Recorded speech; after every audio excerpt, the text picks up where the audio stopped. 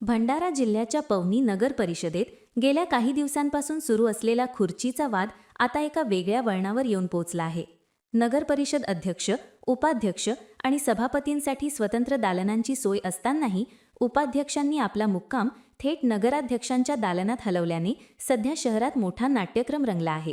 मात्र या वादात अडकून न पडता उच्च शिक्षित नगराध्यक्षांनी चक्क जमिनीवर बसून काम करण्याचा मार्ग स्वीकारल्याने चर्चेला उधाण आले आहे. आपण इथे खाली का बरं बसले? बाहेर कक्षाच्या बाहेर का बसले?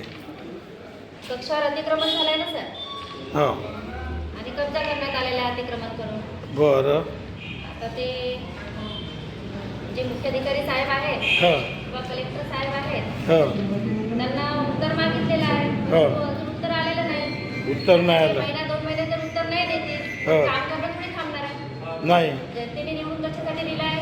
हो. काम करण्यासाठी, पवनीसाठी आणि पवनी पुढे न्यायसाठी. बरं. गरिबांचं काम होतील का? बरं. कोणत्या प्रकारचं म्हणजे तुम्ही त्यांच्याकडून माहिती मागितली? कोणत्या प्रकारची माहिती मागितली?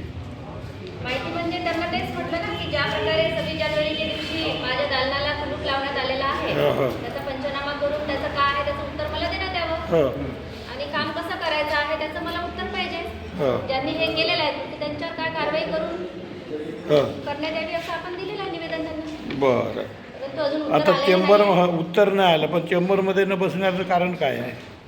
चेंबरवरच अतिक्रमण करण्यात आलेलं आहे ना सर. मला लिखितच अजून काही दिलं नाही तर मी कसं जाणार आहे तिथे बसणार आहे? मला जिथे जागा मिळाली तिथे मी बसली. हां. कारण कामं करणं हे एवढे लोकांचे अर्ज आहेत, हां. हे एवढ्या लोकांच्या समस्या आहेत, हे घरी बसून होतील का? हां घरी बसून होणार आहेत त्या? हां.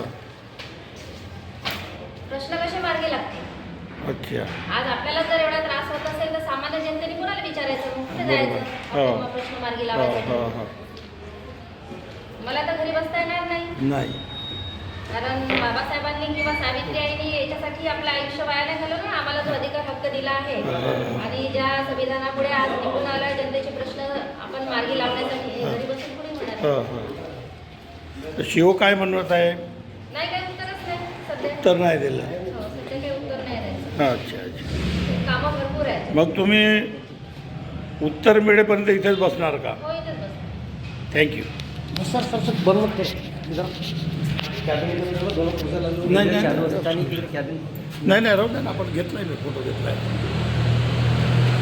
2 खुर्च्या आहेत कॅबिनमध्ये. नाही तर काही असो, आपल्याला ते नाही करायचं.